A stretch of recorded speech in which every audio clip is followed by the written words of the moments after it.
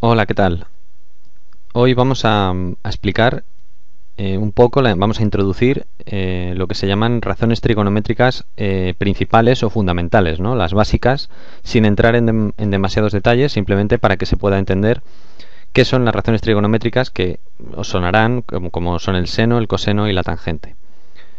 En primer lugar, vamos a tomar una circunferencia de un determinado radio y la vamos a dividir en cuatro partes iguales. Vamos a hacer un eje, como podéis ver, vertical y otro horizontal. La vamos a dividir en cuatro partes iguales. Sabéis que la circunferencia tiene 360 grados y se divide en cuatro partes que son como cuatro regiones de 90 grados.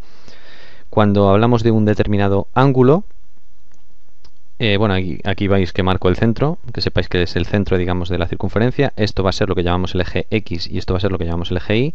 Esta flecha roja nos marca el radio de una determinada circunferencia. Ese radio tiene un valor determinado R, que puede ser 7, 12, lo que sea. Y vamos a suponer que tomamos un determinado ángulo alfa. Bueno, los ángulos en trigonometría siempre se toma en sentido antihorario, es decir, este ángulo alfa parte de 0, que sería desde aquí hasta aquí, esta zona sería mi ángulo 0 grados, y según vamos subiendo va formando cada vez un ángulo mayor.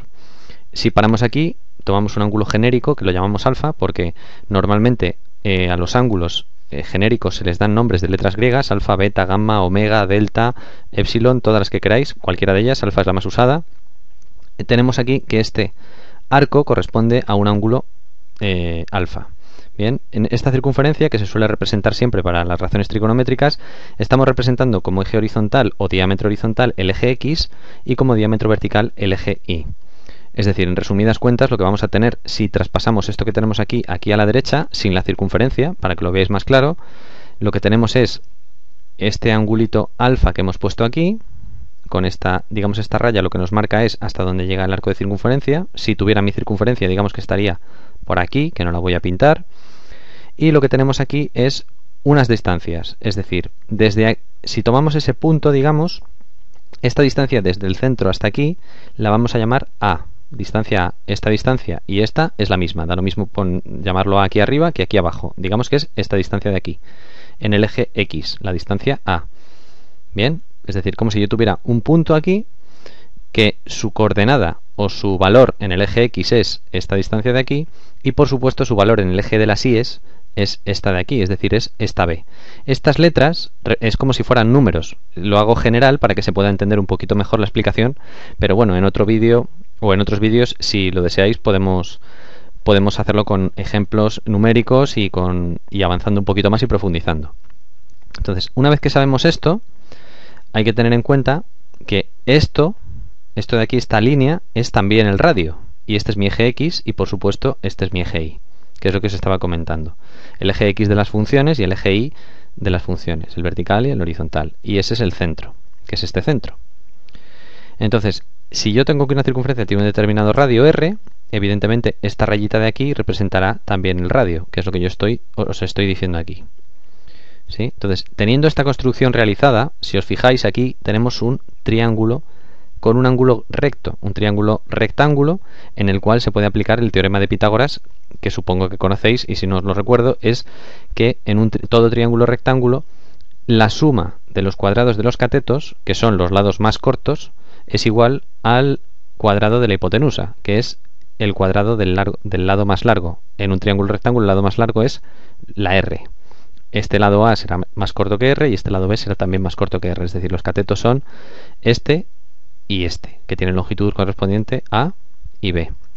Una vez que sabemos esto y que queda construido el triángulo que os comento, en este triangulito sería, digamos, la representación esquemática de este triángulo de aquí. En este triángulo tenemos la hipotenusa, que es R, la base, que es A, esta altura, que es B, el ángulo alfa y el ángulo de 90 grados, que lo he representado aquí como con un cuadradito en la esquina. Esto lo único que representa es que este ángulo son 90 grados. Ya sabéis que 90 grados es desde la horizontal hasta la vertical, todo esto hasta llegar aquí. Estos son 90 grados, un ángulo recto de toda la vida, muy sencillo.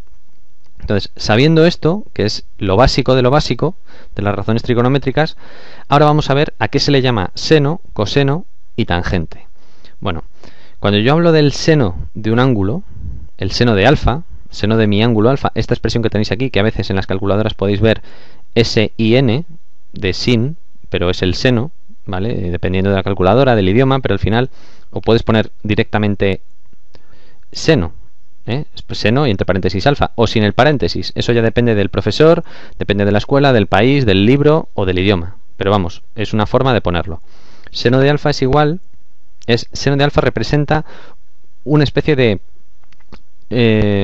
número sin dimensiones. Y me explico.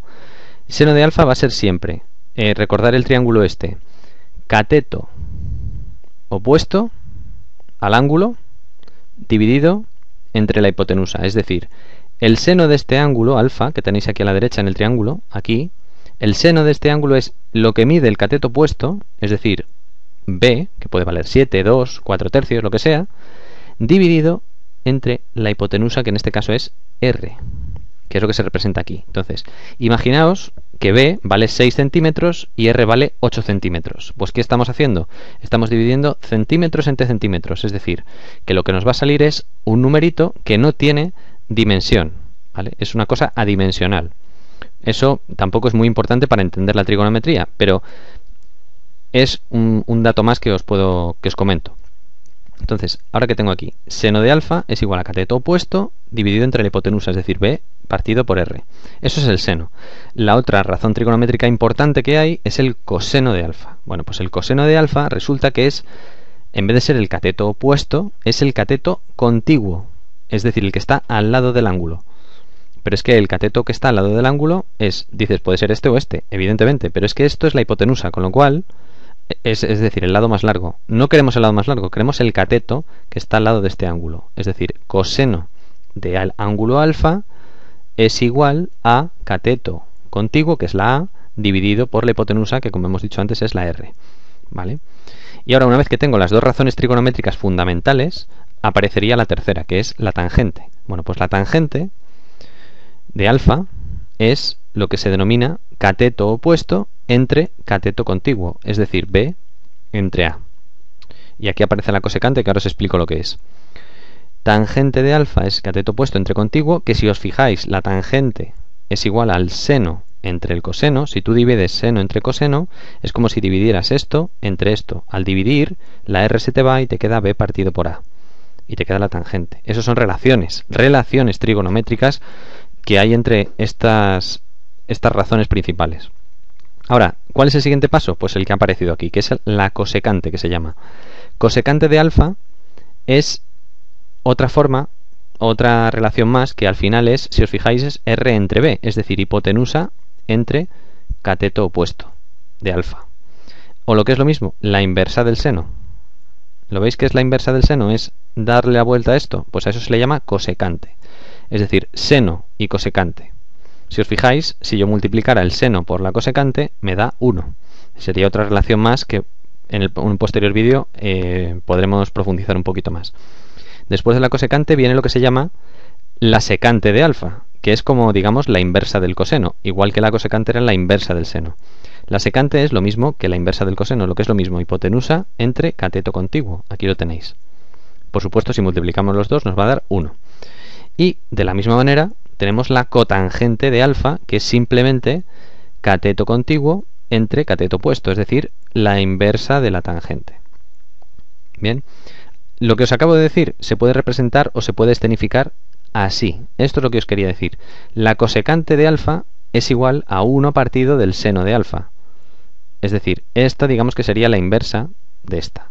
Conclusión, si yo esto lo pasara aquí multiplicando, tendría seno de alfa por cosecante de alfa igual a 1. Bien, entonces estas digamos que serían las 6, aunque realmente son 2. Realmente todo se reduce a seno y coseno. La tangente saldría del seno y coseno, es decir, dividiéndolos, y el resto sería una consecuencia de combinar el seno y el coseno.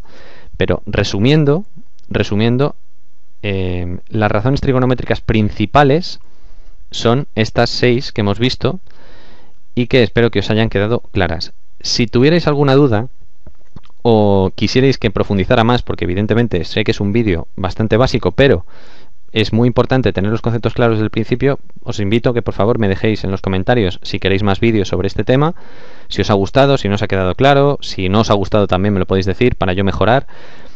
Y bueno, pues que espero que os sirva, que os sea útil y que por favor también os invito a que visitéis el blog, que dejéis ahí vuestras dudas y si puedo y en cualquier momento que tenga un ratito yo os lo intento resolver lo mejor posible. Hasta luego.